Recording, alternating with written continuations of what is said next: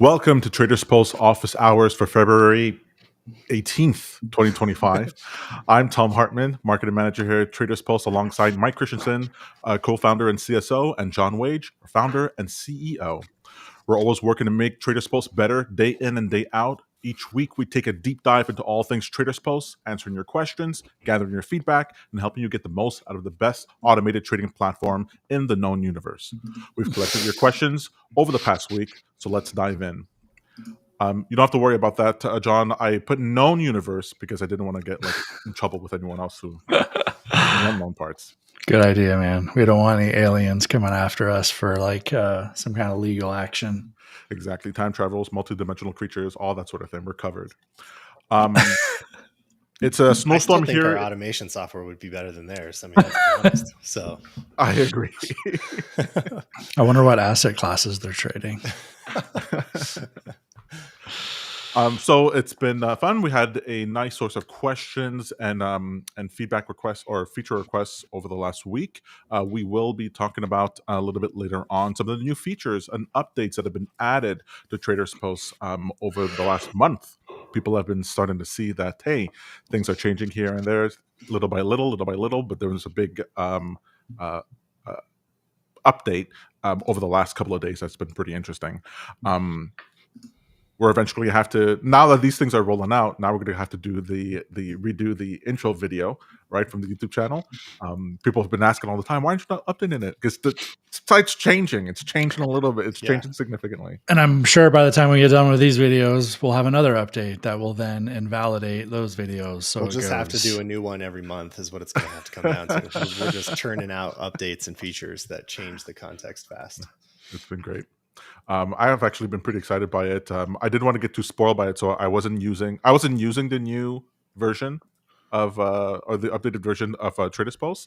And every time I'm inside of the back end on the old one, I was like, I hate having the meetings about the new features and then not using the features. It was also annoying, but now they're coming out. So let's go ahead and start with some of the questions that we have for this week, and we'll end with the new updates.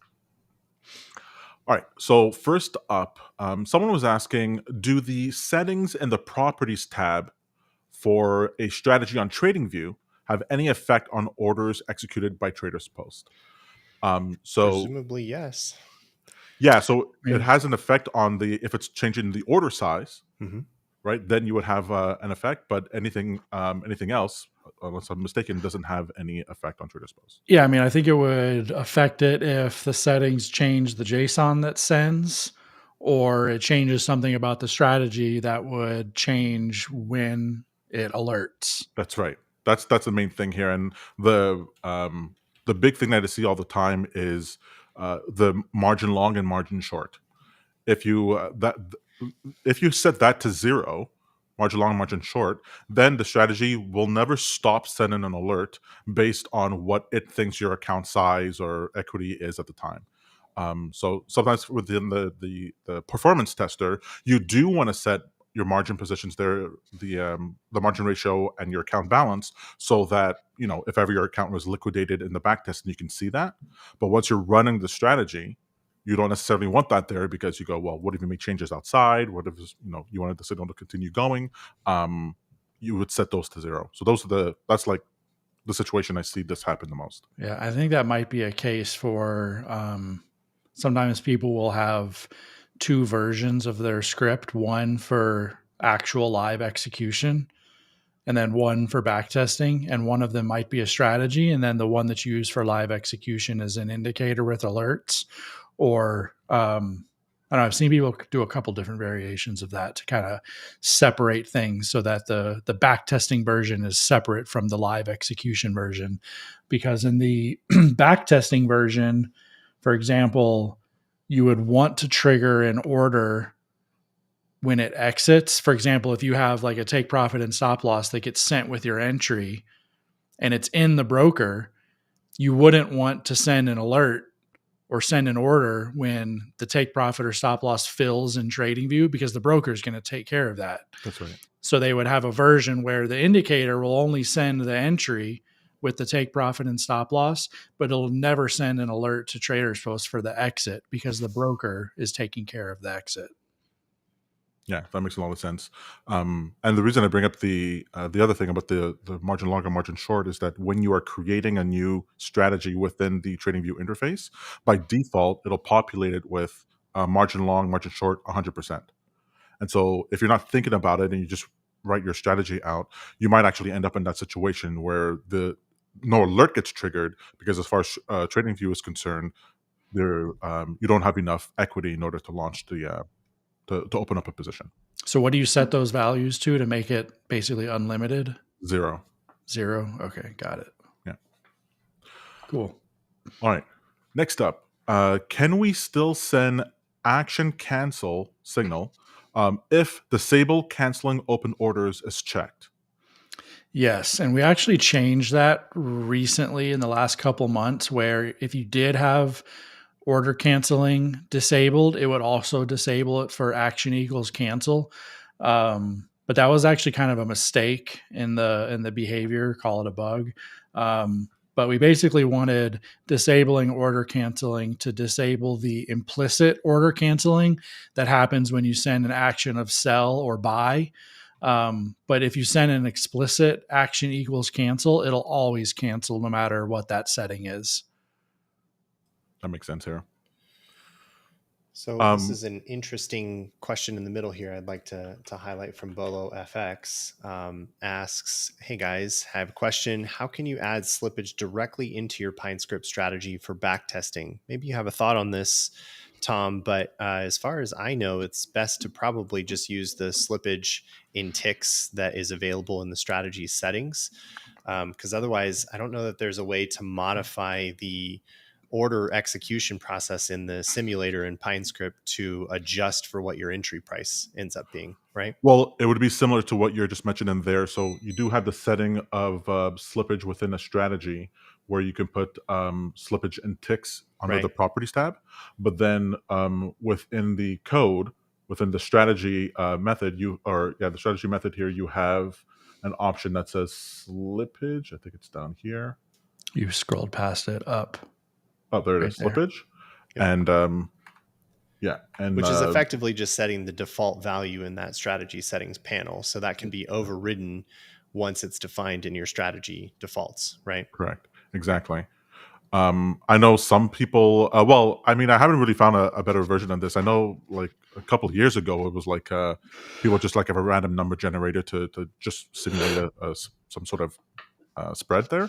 But slippage seems to work more than well enough. All right, so thank you for that, Bolo FX. Next up, is there any way for me to guarantee I only risk a specific amount per trade? So if I want a trade to close, if it's down $250, it will. Mm-hmm. There is, but you have to have a entry price and a stop price defined. Otherwise, there's no way to know how many shares to buy. And like the only other way to do it would be for us to have some kind of system that's monitoring your P&L and sends an exit order when the P&L hits that price. But that's not really it's not something that exists. Like there's no way for us to actually monitor your P&L in an efficient way, especially across thousands of customers. But basically, if you want to risk only $100, and then you would have to basically send in an entry price and a stop price, and then there's a quantity calculation method in TradersPost called risk dollar amount. So in that drop down right there, you choose. We can't see the drop down because it's a separate window, but no, it's not that we can't see it because it's too small. It's a weird thing with how Chrome screen sharing works because you have only your window shared, and the drop down is technically considered like another window, so we can't see it. So you would have to like share the whole screen. Yep. So now we should be able to see that. So you choose risk per position. And then when you choose that, you put in $250, but then you have to have a stop loss configured. And the reason why that is because the way this math works is say you enter at $100 and you put your stop loss at 90 and you only want to risk $100, then we can do the math to determine how many shares we can afford to buy if you only want to lose $100. And in that case, it would buy 10 shares if you entered at 100 and your stop loss was at 90. So that's really the only way. You have to have like a predefined entry and a predefined stop loss. Okay, so that's for the size of that adjusts the size of the position. But if I wanted to be able to have any position at all and only risk this certain dollar amount, I'd actually have to do that calculation and send the exit value that would match. Yeah, it's weird though. Like you're not like you're actually it's not it's kind of weird because you're not actually risking $250. If you buy more and then you exit sooner, you're actually risking more. You're just getting out sooner. But if you're if the market were to just blow past your stop, you're basically exposed a lot more. So it's not fair to actually call it risk in that case, because it's not your risk is actually much larger than 250. Your stop loss is just much tighter, basically. So John and Mike, the question here is for some prop firm accounts, you have a daily max drawdown. And so the idea here is that, let's say I want to be able to trade any size that I want, but I want to make sure I'm never going to hit that drawdown, or increase the chances that I don't hit it. So let's say the max drawdown is $300 for that day. I want to limit it to $250 to give myself a little bit of buffer. Is that sort of limitation?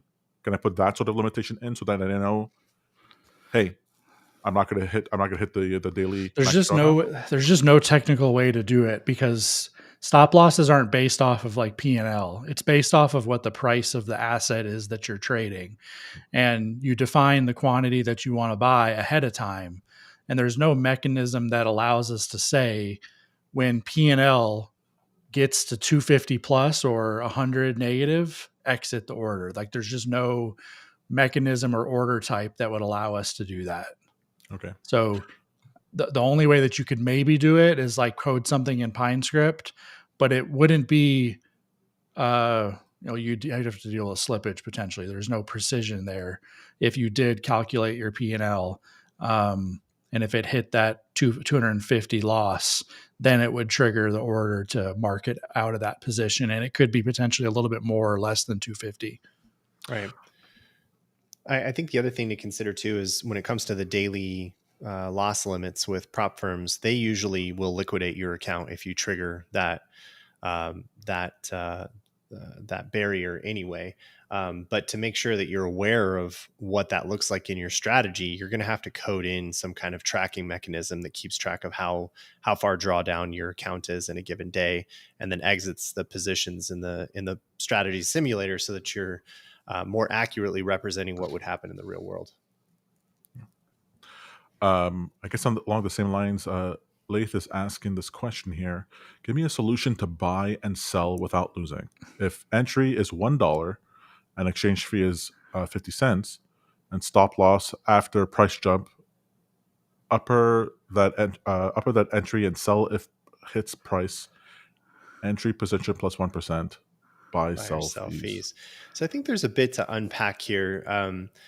The reality with buying and selling without any kind of slippage is that it's just not going to happen. You have trade-offs regardless of how you enter the market. So if you enter with a market order, you're going to have slippage to some degree, and it may not always be in your favor. If you enter with a limit order, you may not always enter the order, especially if the price never comes down to your position.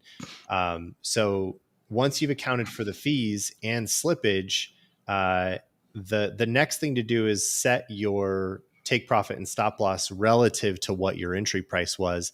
At the moment, TradersPost works by checking what the market price was at the time that you got in.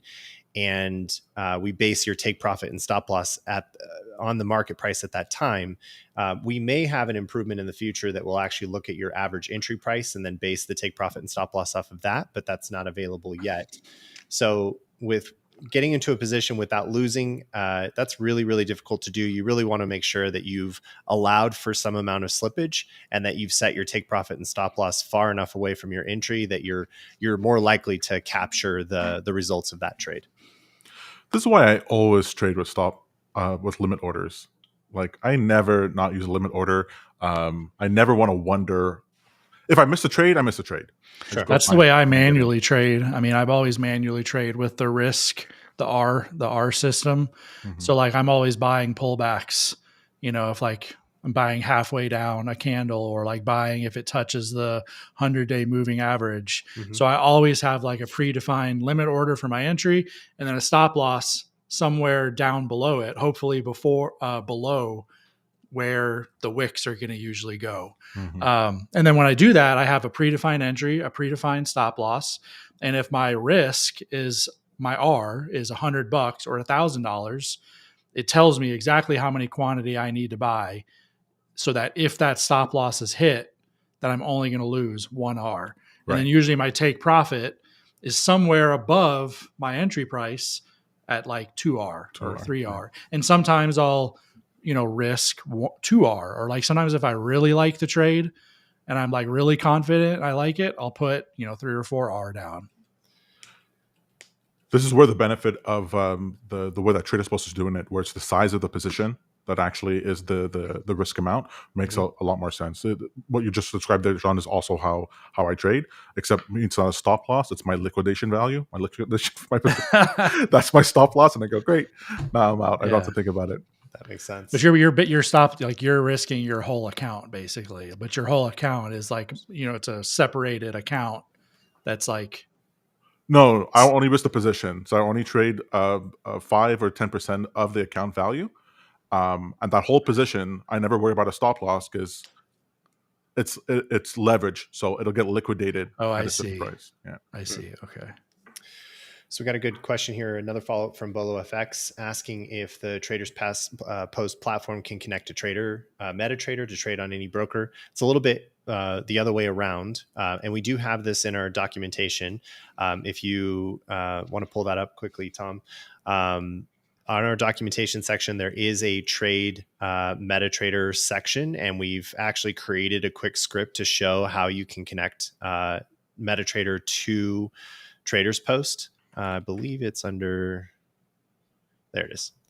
So I built a small EA here that just shows how to make the connection and how to send the webhook request over. But essentially you can send your buy and sell signals from MT5 off to TradersPost and on to any broker you prefer in that asset class.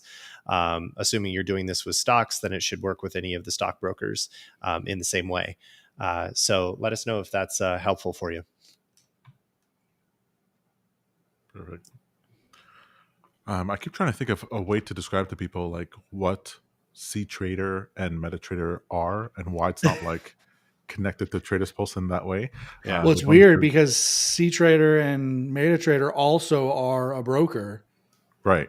And MetaTrader, the software, can connect to the MetaTrader broker, but then the MetaTrader software can also connect to other brokers that aren't controlled or really affiliated with MetaTrader. It's just like in the way that TradersPost can connect to other brokers, MetaTrader software, the desktop app that runs on your computer, also has the ability to connect to other third-party brokers that aren't the MetaTrader broker. That's right. So using it with TradersPost is like having two automated things working together. It's like, well, you wouldn't do that. And then that example in the docs is like you're using MetaTrader to generate your signals. Right. You're sending them to TradersPost, and then TradersPost is sending them to the broker. Right. All right. Feature request. Ability to pause a strategy if in a position, ignoring all future signals until one of the bracket orders fire. I'm going to put this in here because I didn't know. Does this show up a lot? Or do people... I've only heard this once, where someone wants the trade to open, and then if it opens, okay, that's the only trade I'm in. Other signals might come, and then only when it closes does it actually take the next signal. But it does get us, I think we discussed this once before on office hours, this idea of being able to set gates where you can send another webhook request to turn your strategy off temporarily and then turn it back on again. I think that's definitely worth exploring. I know for me, I have a mean reversion strategy that scans the whole crypto market. And the moment I'm in a position, I don't want to take any other crypto pair. That once I choose a pair, that's the only one I want to trade. And I want to be able to turn the strategy off at that point and just add to that existing position in that pair. But the only way to do that is if I had some kind of control over turning gates on and off. In the case of this exact request, we don't have anything like that or proposed. Would it be across different tickers, or do they mean like they're trading 5 different tickers, and if one of them gets in a position, the other tickers would get ignored? Yeah, so that's like for my own personal situation, like that's what I would want as well. So let's say I have a script that's like screening a bunch of things, and just like Mike was saying, one triggers, okay, now get into it. I don't want to then trade every other signal that comes. You could sort of do that with the max strategy positions feature if you were to just set that to 1. But it would just be with the caveat that if your strategy triggers 2 separate tickers at the literally exact same time, and they both enter in parallel, they both see that there's 0 open positions. The limit is set to 1. They both see that it's 0, and they're both like, oh, okay, the number of positions is 0 and I'm allowed at least 1. So let's submit an entry order. They both submit an entry order in parallel at the same time. And then you end up with 2 open positions. Does the max strategy positions apply to unfilled open limit orders? It does count. It does consider open orders that would result in a new position being opened. It counts them as a position in the count, basically. Yeah. So in the scenario I was mentioning earlier, maybe Sol USD might be the one that I want to open, but I've opened a limit order well below the book right now, or the current market price, and I still don't want to trade anything else. I want to wait for that Sol USD position to fill before I continue, and then I can add to that position at that point. What you're saying is that open limit order that's unfilled would count as the current position, if you will, and it would prevent other trades from coming through. Yeah, and just for context on like how it works, when we fetch open orders, we check those open orders against open positions to see if those open orders would exit an open position. So we can kind of categorize open orders as, is this an exit order or is it an entry order? And we can further categorize them as, would this entry order result in potentially opening up a new position, or would it add to an existing position? And if it's an open order that would result in a whole new position, then that order gets added to the count of open positions to compare against the max strategy position setting. Got it. The max strategy position setting, though, is deprecated. So should people avoid using it? Man, we've talked about this, and I think we're going to keep it. We're just going to need to keep improving the like nuance and documentation around how it works, so that people understand like that there's no way for us to enforce it guaranteed 100% of the time. Like I was just describing, when you submit 2 orders in parallel at the same time, you could result in 2 open positions instead of 1. Just so you know, folks, programmers always think about the outlier case. That's what keeps them up at night. That's all you program for. It's not the main use case. You program for the crazy stuff that you didn't expect to happen. Yeah. There's another way that we could fix it or make it better, but by like, and some people might want this. They might want like a synchronous setting where if multiple trades get sent at the same time in parallel, we would only execute them one at a time. And that would allow us to, it would still break down when the orders are limit orders. Well, not necessarily. It might work actually, because what we were just describing, that limit orders would get counted. Right. But if we submitted them separately instead of in parallel, if we submitted them synchronously, then each one would run in complete isolation from the others, and we would be able to enforce that count. But the downside is if you want to submit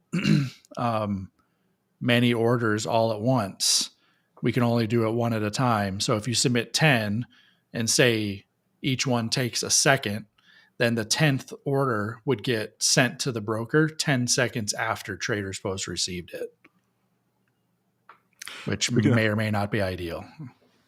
Speaking of outlier cases, if I have a limit order pending in my account for an asset, and then I change the strategy settings so that that asset no longer is allowed within the allowable tickers, will it cancel that open position?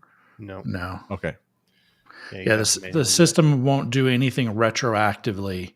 You think about like the webhooks and the strategy and the subscriptions as like, it's like the filter and the gate that the signals run through to convert it to an order. Right. But then once the order is in the broker, the settings literally have no effect on the orders that are already in the broker, unless another signal comes in, goes through those settings, and the settings allow canceling. Then when it goes through and executes that trade, it might result in us canceling an order that's in the broker. Right. Okay. Next up here, if I send a quantity greater than the available funds in my account, will the order be filled with the most I can buy, or will it be canceled? And if it is canceled, is there a way to have a setting where that doesn't happen, where it fills as much? It'll get sent, and the broker will reject it if there's not enough buying power. And we've talked about adding a setting where basically it would look at the available funds and recalculate the quantity if it's greater, and it would recalculate it with the available cash. Right. But we haven't added that yet. Cool. Can I use the quantity property on an exit order? Yes. I'm actually surprised this comes up not too infrequently. But yeah, you can absolutely do that. The question that I had was, someone sends a bracket order, they exit quantity a certain amount. Do the stop loss and take profits, do they still apply, or does the exit of the position cancel the stop loss? They would have to cancel it, because if you have an open position with a quantity of 10, the take profit and stop loss are also there trying to exit the full quantity of 10. And you can't send an order to exit the 10 or even a partial, because the other orders have that quantity reserved. Right. So if you think about the behavior, if the broker did allow that, and we didn't have to cancel those orders, then I could exit 5 of my 10. Now I have an open position of 5, and I have a take profit and stop loss that has a quantity of 10 in it. And when that price hits, it in theory would exit the remaining 5 and then go short 5. It would offset you in the other direction.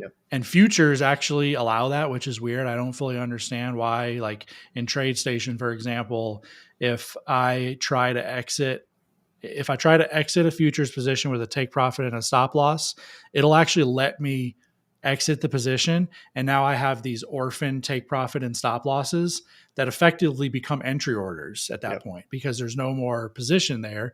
But if I do it in the stocks asset class in TradeStation, if I try to exit that open position with the take profit and stop loss still there, you'll get an error from the broker saying you can't exit this order because the other orders are open and there's no quantity available to exit.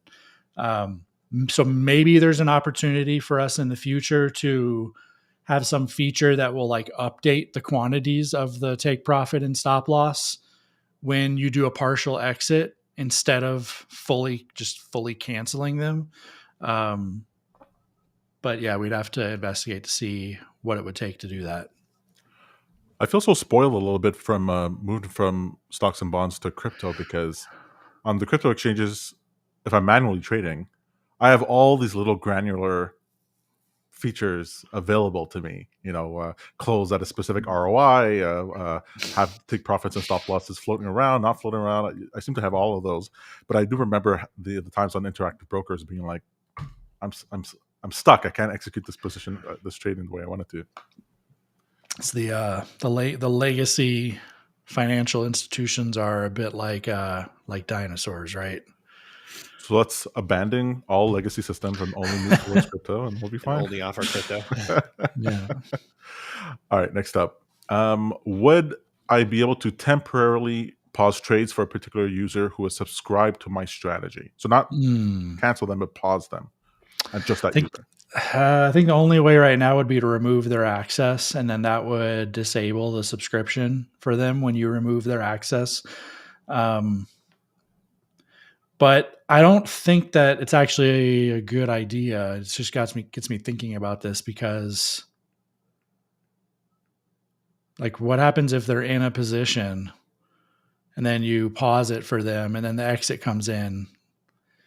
Right. It kind of goes against the whole idea of, like, the owner of the strategy shouldn't have authority over making those types of decisions for the end user. But they could just stop the strategy altogether and they would still be stuck in a position. It is true. It is true. It's a good question. I need to think through how that works, because right now when you do disable a subscription, it like warns you that you may have open positions that this subscription created. So that open position is going to stay there unless you do something manually to it.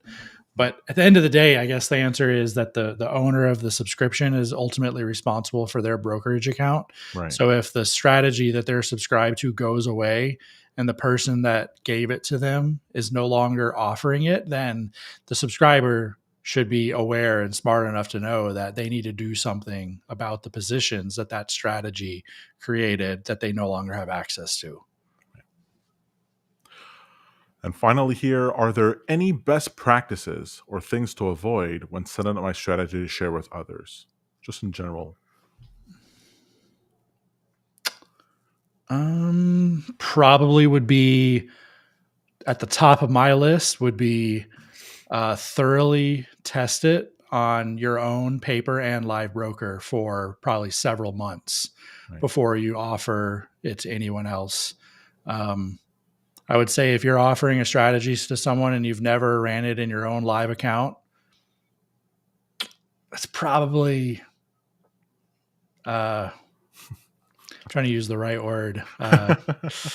Well, you didn't test for market dynamics at that point. Oftentimes in paper accounts, it gives you a lot of best execution in the sense that you're not going to experience real market dynamic slippage or anything like that. So it's best to trade it in a live account to ensure that it's going to stand up in a real market environment.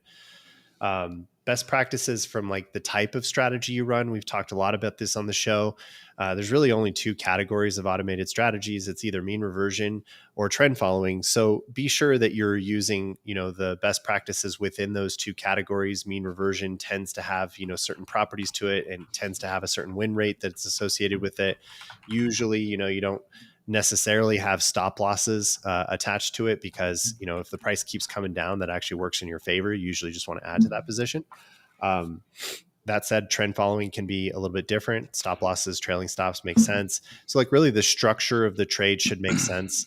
The other thing I would say is that it should be a general thesis. You should have a general idea of what your strategy is trading, why it's trading the way it is, and then broadcast that to your end users or your subscribers so that they're aware of your thesis on the market and how you're looking to express your trades, why you're taking the risk that you're taking. Many of the subscriber community, the trading communities on our platform are pretty good about sharing the overall idea of their strategy, what kind of strategy it is, what the recommended position size is. And then that allows end users to decide how much risk they really want to take on their side. All right, so that leads to a couple of the new features that were added to TradesPost that might actually help with this idea. So let's just jump over to the new releases. Let's take a look at that. All right, so actually there's been a few releases since February 3rd that we haven't discussed. So let's just jump quickly through them. So search notifications. So it introduces the ability to search notifications with ease. This is something that people have been asking for a bit. And so you get this extra option here, the search feature that shows up on the left side that allows you to filter through your notifications. Yeah, in general, in the future, we're going to keep expanding so that any list within the platform can be searched. I think there's only a few other lists that can't be searched, but we want it to be generally available for any list of data within your account. So you can search by date range, the broker, strategy, asset class, ticker, etc. Excellent. Mobile search improvement. Yeah, just that kind of is in a broad bucket of just like there's a whole handful of mobile improvements that we made to make the browser application more responsive so that it looks better on mobile. And search was one of the things that was not really working on mobile because on the desktop the search bar is over to the left and there's not enough real estate for that. So we have that little search button that shows up on the top of the list. And when you click it, it opens up the search form in that little modal. Improve confirmation modal styling. Okay. Yeah, and this was just like a kind of like clean up, house cleaning to make the styling of these consistent and the language consistent so that you always have the never mind button on the left and the button on the right is basically the button you click to confirm the action. And we made these changes across the whole code base so that you get a consistent styling. And like if it's a destructive confirmation, like if you're deleting something, there will be an additional checkbox that you have to check to delete it, and it'll be red instead of green. Just realized now I've been misspelling never mind. Put in a space all these years. I think that was something that Mike pointed out, that it was 2 words, but I also like, it's one of English, it's like people use it both ways, and given enough time, never mind as 1 word will become technically correct too. It's just like want. The Americans, you guys have one W-O-N-T, which annoys the rest of the world pretty dramatically. I don't even know what that is. So you said will not. Will not. Yeah, exactly. Won't, because want is already a word, but Americans were constantly spelling it without the apostrophe, and they're like, "Oh, that's how it is," and we're like, "No, that's not how it is." Well, I would pronounce you as well. I pronounce it won't versus want. Well, the word is want, like he is want to do such a thing. That's why I'm saying it as want for W-N-T. And so I see. Yeah.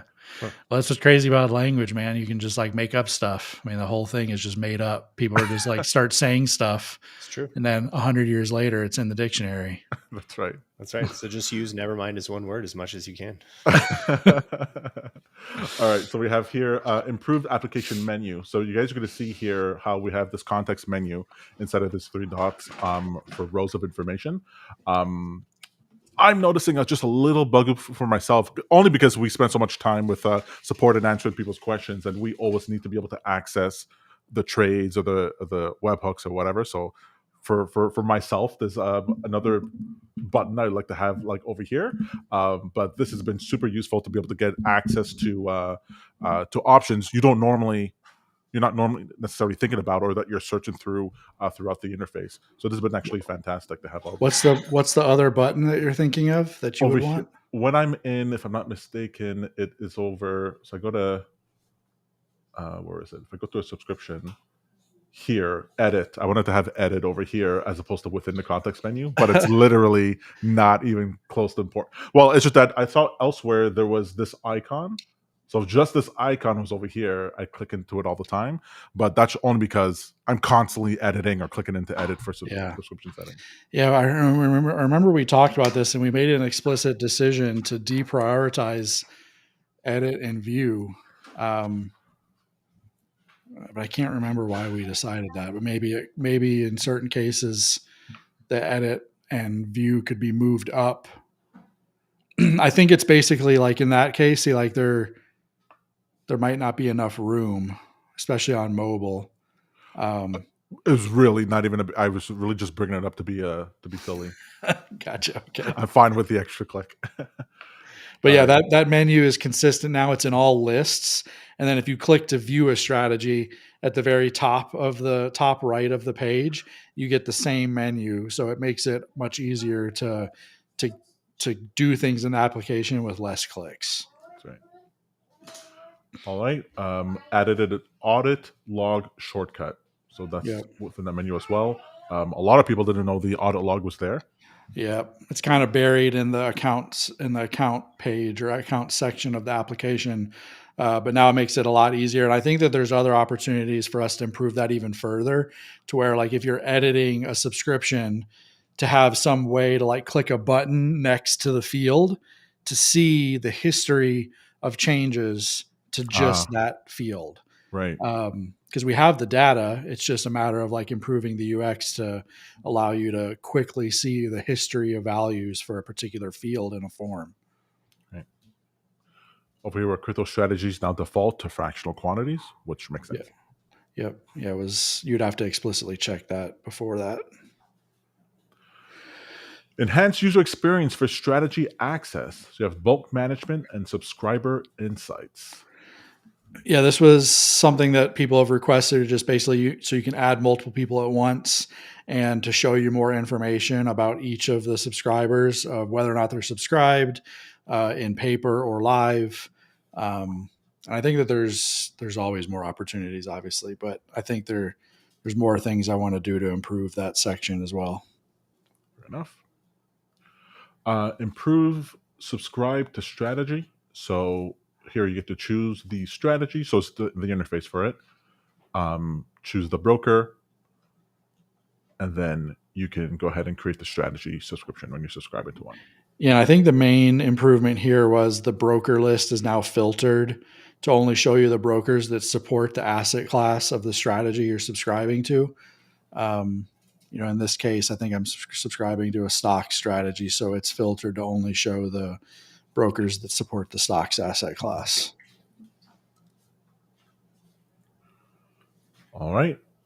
Improve brokers select dropdown.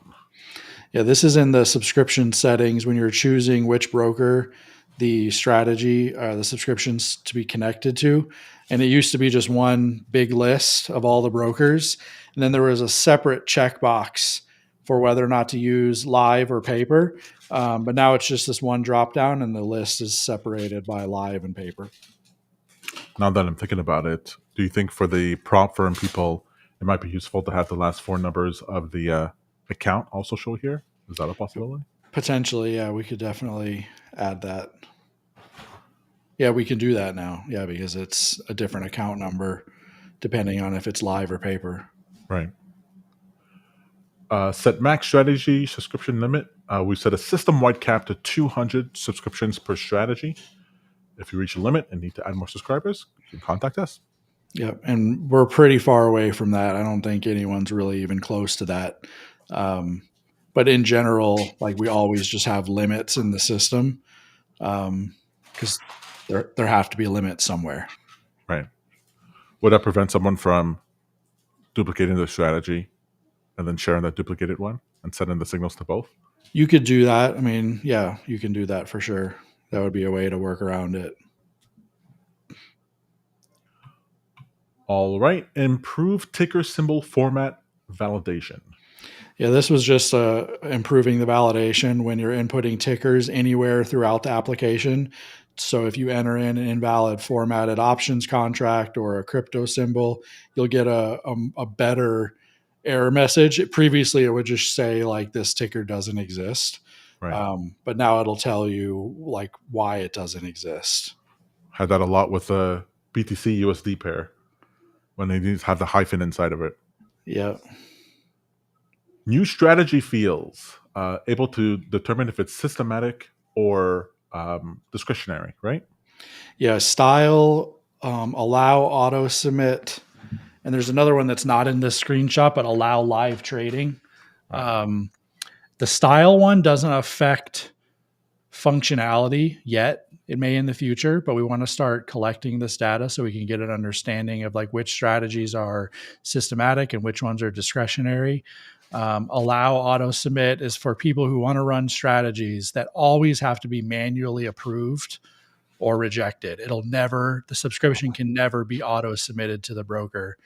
And then allow live trading checkbox basically allows you to disallow on live trading brokers, and it has to be a paper broker. Just to be clear, for discretionary, that's whenever the strategy creator is for some reason manually sending it or stepping outside of the algorithm in order to send a trade, right? Yeah, but TradерSpost has the ability for trades to be submitted manually. And it's kind of like copy trading, except the trade is being submitted within TradersPost manually by the leader or the owner of the strategy, and everyone who subscribed to the strategy gets that trade placed in their account. Right. So it's a human who's driving the strategy as opposed to a software-based systematic strategy. But this won't switch from systematic to discretionary if someone clicks to submit a trade manually. No, it's just a value that we store in the strategy. But like in the future, we might couple functionality to that style to where, maybe if it's set to systematic, you can't submit trades manually. Right. It has also be partly how we organize the marketplace in the future as well. So you might only be interested as a subscriber in more systematic strategies. So that's going to show up in that list there. That's right. Excellent. And then, no, here's the final one. So merging webhooks and strategies is a big one. Yeah, this has been something that's kind of like been slowly in the works for a while, where we've made it to where all your webhook functionality can be controlled from the strategy, and you really don't have any reason to ever go into webhooks anymore because you can copy the webhook URL from your strategy or subscription, and eventually the next step might be eliminating the webhook section entirely. But we've just been kind of slowly working our way that direction. I think there's a message here. Yeah, there's a message of saying that webhooks can be, all the information can be edited from the strategy section. Yep. And then along those lines, basically, when we first built TradersPost, a strategy used to be allowed to have many webhooks, but now you can still have many webhooks, but you get a warning that says we recommend that you only have one webhook per strategy. And one of the next steps will be to change that from a warning to a validation error that would block you from saving it. So we would enforce that you can only have one webhook per strategy. So it would be a one-to-one relationship between strategy and webhook. Excellent. Strategy signal execution summary. Yeah, so basically when a strategy submits a trade, it shows you a summary of all the trades that were executed. Basically, all the subscribers of the strategy got that trade executed in parallel. And this shows you a summary of all those trades and what their statuses are. So at the top right of that trades list, you see 7 out of 7 were executed successfully. But if one of them failed, then you'd see 6 out of 7, and then the little icon there would be like a warning icon. And then you'd see a section in the trades list with the trades that failed, and you could click to see those trades and inspect them and see why it failed. And in this screenshot, none of them failed, so kind of hard to see that part. And then when you click on it, you get this little box that pops up where you can get some more details about the trade. Has all the goodies that you're normally used to. But yep, there's some extra stuff here as well. Yep. So that's fun. If you take a look at the trades, let's go to one subscription. 1 second here. I'm in the wrong section. It's under subscriptions, right? It would be under subscriptions, but you would have to. There are some things that were in that screenshot that aren't in production yet. Understood. I just realized that, but you would have to look at like an exit order to see that P&L little widget at the top. Oh, I see. Got it. Okay, perfect. Improve subscription trade screen. So this has been enhanced. Yeah, this was I need to update these screenshots. I took these screenshots and put them in the docs and then made some changes. But the trade execution steps on the right now shows a breakdown of the time that it took for each step. And then there's a new slippage insights. A slippage insights card. But then we also just cleaned it up so that so that all the like noisy sections are collapsed by default. Right. And we only show you the most important sections by default. Super useful. I know people always wondering about this trade execution time. Now you get to see it every step of the way. Yep. All right, slippage insights to what you were just mentioning. There's more information about the slippage there. Just to piggyback on the question that was asked earlier on, it does come up every now and then, and so you get more details as to, hey, how was it actually filled? Yeah, and all this data existed before, but you kind of have to like do the math yourself in your head. But it's basically just automatically calculating the difference between the signal price, the price that was contained in the signal from the alert, comparing that to the quote at the time the trade was executed, and then also comparing it to the fill price on the order, so you can see how much how much the difference there was. Auto refresh webhook JSON preview. Yeah, so this when you're submitting a trade manually within TradersPost, this is kind of like a nice way to build the JSON with a form. Yep. So like as you change those values, if you change it to a limit order, yep, you'll see that JSON refresh on the right. So it's kind of a cool way to like explore what the JSON needs to look like when you want to do certain things, and you do it via a form. So it works nicely for manually submitting trades, but it's also nice for kind of exploring and seeing what the JSON needs to look like for all the different features. Oh, that's going to be real nice. Excellent. And then if you do want to test your JSON, you could go to that JSON option as well. So if you click JSON there and like just remove a comma to make it invalid JSON. So like you can basically validate your JSON and make sure that TradersPost will understand it when it gets sent to us. Excellent. Trade expiration and message. Webhook now includes 2 optional fields, message and expires at. Yeah, this is again for people who are submitting trades to other people that will be subscribing to that strategy. And if you want to include an additional message about the trade and a timestamp for when it'll expire, it doesn't. Someone actually asked if that expires, like will cancel orders after it expires, and it doesn't. It's literally only for like a visualization to show, like if someone submits a trade manually to their subscribers, it's for them to say, this is only valid for the next 30 minutes. Like if you come in here and it's 5 hours later, you've missed the trade and you shouldn't take it. It doesn't stop you from still approving the trade and submitting it to your broker. But this just gives the strategy owner a little bit more control to send a message to the subscribers of the strategy when they receive the trade. Copy to clipboard improvements. Yep. So this is, we basically just added more copy buttons everywhere throughout the UI. So when you want to, say you're talking to your broker and you're telling them about an order that had an issue, you can just quickly copy that information so you can paste it to them. So you'll see that copy button in a lot of different places throughout the user interface. Fun. So, John, Mike, how has it been like incrementally making these changes?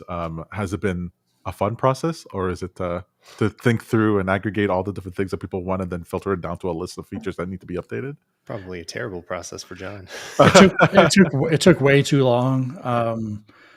So I moved to Michigan at the end of June of last year, and I kind of made a mistake where like I was working on all this stuff, and I should have pushed a lot of it out incrementally, but I just kind of fumbled the ball, and I kept on adding stuff to the existing release, and it just kept getting bigger and bigger and bigger.